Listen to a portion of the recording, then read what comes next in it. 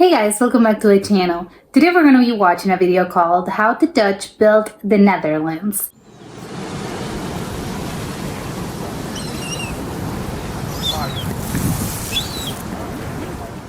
Man has always attempted to shape the environment to his comfort, and no place is this more true than the Netherlands. 17% of mainland Netherlands is artificial and constructed by the Dutch themselves through a mixture of canals, levees, pumping systems and a lot of dirt. Most of this enlargement has been done in the past 100 years, but those windmill spinning, tulip growing, wooden shoe wearing Dutch have been installing nationwide expansion packs for as far back as the 1300s. How the hell did they do it? How did they manage to build an area more than twice the size of Hong Kong and make it fit for human habitation? To ask the how, we must first ask the why. Why spend millions of euros building more land when you can just do what the rest of Europe did and simply steal it? Ultimately, it comes down to the weather. Really. A low-lying coastal state with heavy rains is prone to flooding, the kind that kills thousands of people.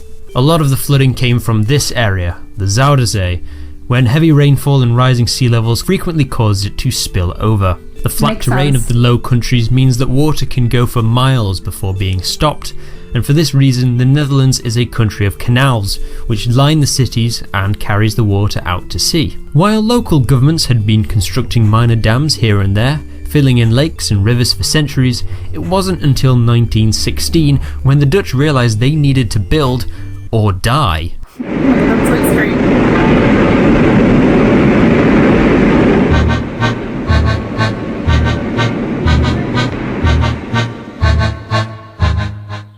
Due to the First World War, food imports were scarce, and this was made worse by a large flood destroying vast swathes of farmland. Several provinces went bankrupt trying to mitigate the damage, and the Netherlands was looming close to famine. So, in 1920, the Dutch Parliament approved the Zuiderzeewerken, a program proposed by engineer turned politician Cornelis Lely. His idea was to dam up the entrance to the Zuiderzee and put the inner lake to good economic use. The plan costed 200 million guilders, or 285 billion euros today. It constructed the largest dam in European history, shifting 23 million cubic meters of soil. The dam, called the Afsluitdijk, is 32 kilometers long, 7.25 meters above sea level, and is used as a bridge to easily get from North Holland to Friesland. There's also a statue of Lely in the middle, and what looks like a caravan park on one of the islands. I don't know for sure, I can't read Dutch. So how did they do it? Well, you may think that they just dump vast amounts of dirt into the ocean until it... Wait, that's actually what they did? The Dutch more or less did just dump ton after ton of dirt and rocks into the ocean, topping it off with soft clay and grass to keep it all in place. This wasn't done all at once, mind you, as the Dutch first practiced with smaller distances before building islands along the way as midpoints and joining them up as they went. Then, pumping stations would be constructed to simply throw the water from one side of the dam to the other. Unlike every other public works project, the dam was completed 2 years ahead of schedule on May 28, 1932. The Zuiderzee, which was now a lake, was renamed to the IJsselmeer after the river IJssel that flows into it. And gradually, as the salt water was pumped out and replaced by fresh water from the river, the lake became clean, fresh water. Most Dutch drinking water today comes from this massive lake. With this brand new lake of 1,800 square kilometers, the Dutch had free reign to do whatever they wanted with it. Critically, they had to make back all the money they spent building the dam. So in 1927, the Dutch built another dam around an area called the Waringermeer, and then draining off the water to create new land. This made scientists found that a lot of the former coastline areas were affected by a lack of water, and many farmers suffered as a result of poor crop yields. So with that lesson learned, when it came to make the next polder in 1957, the Flevoland polder was built as an island, with a small river flowing past the original coastline to preserve Van Dillen's access to the sea. Flevoland was built in two parts, north and south. The northern, or eastern part, was built first, followed by a short break, and then continued with the southern half. Due to mass flooding and poverty in the rural region of Zeeland, many farmers from the region moved up to Flevoland, beginning a new life, kickstarting the polder's local economy. Furthermore, a housing shortage in Amsterdam forced many of the people to move further away from the city, and many Dutch people found Flevoland as the perfect place to move to. They named their new city Lelystad after the man who the islanders owe their homeland to. In 1986, Flevoland was combined with Noordoostpolster to create Greater Flevoland, and was officially accepted as the 12th province of the Netherlands.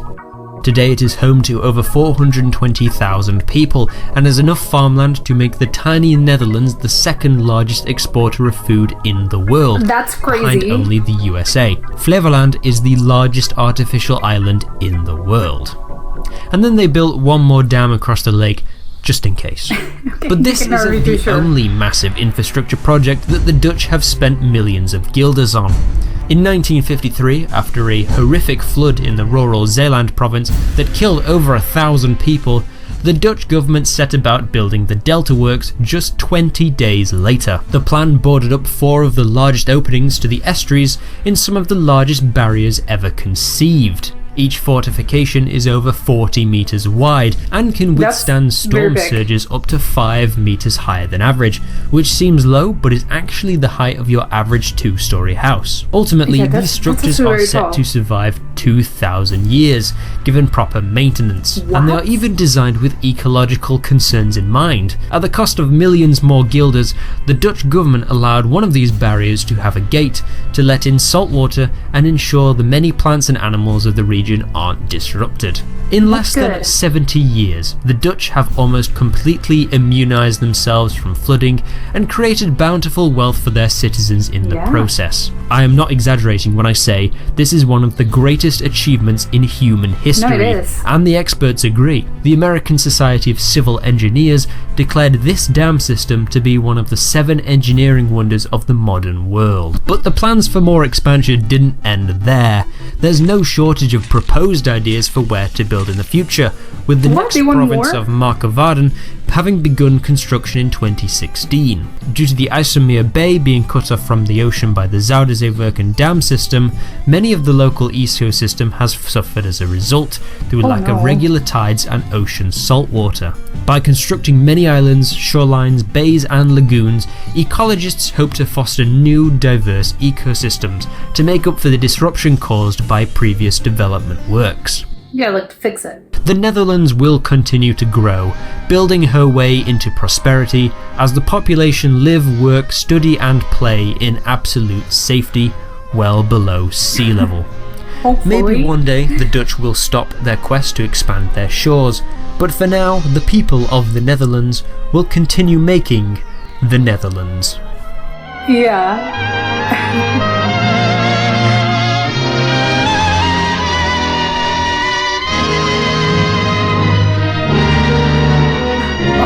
Is that the anthem? The national anthem?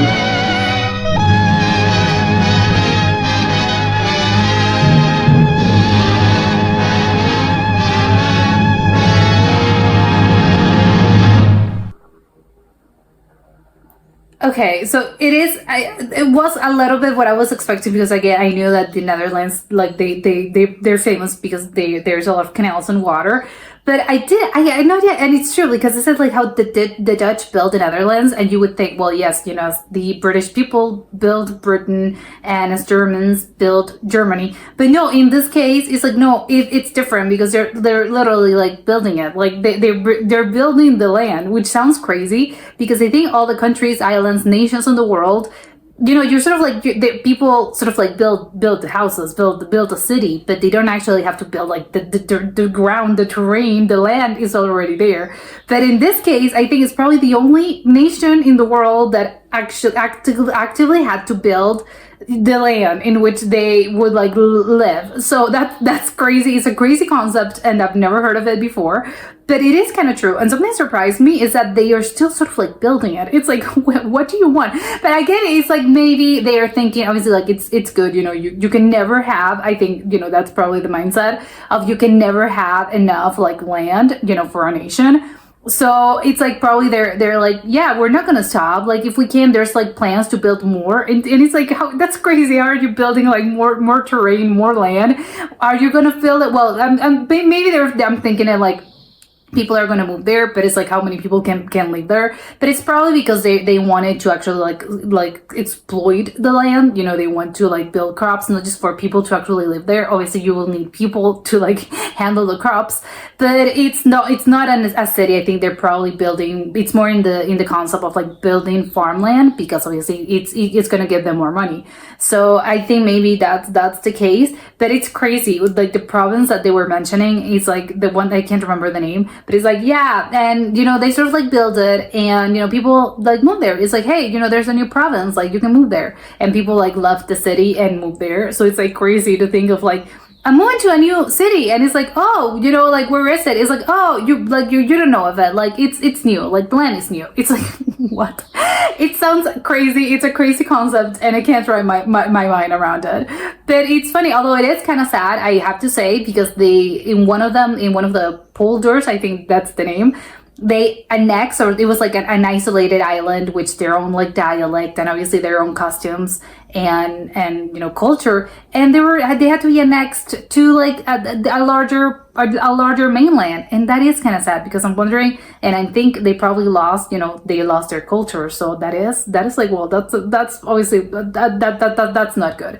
And also I like the fact that even though obviously all the fishes and all the ecosystem always is going to be affected by all of this, and they were trying to, like, with that in mind, they were like, yeah, it's going to be like, it's going to be okay, like we're taking some steps in order to diminish like the damage that we're going to be doing to the ecosystem. Although apparently like it didn't work exactly like that, because there were consequences, but they, you know, they want to build another one sort of like mitigating that damage. So it's like, it's crazy, and it's so, again, they're so, like, I don't know, it's like, it's a marvel, it's a marvel, it's a wonder that they're able to like, hey, we did this, but we can correct, we're gonna fix this in the future. It's like that's crazy. It's a crazy concept, and it's like one of the most advanced societies, I have to say, because look what they have done. Like, it's crazy.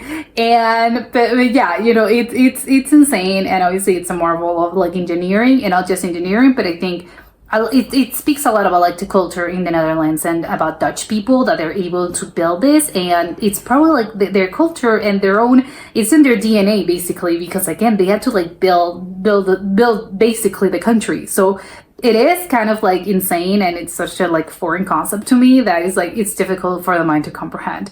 But yeah, this was incredibly interesting, and I feel bad for the guys in that island. But maybe they didn't, and they didn't really lost their culture. Maybe, I don't know, I'll check up on that. But hopefully you learned as much as I did, and I'll see you next time. Bye.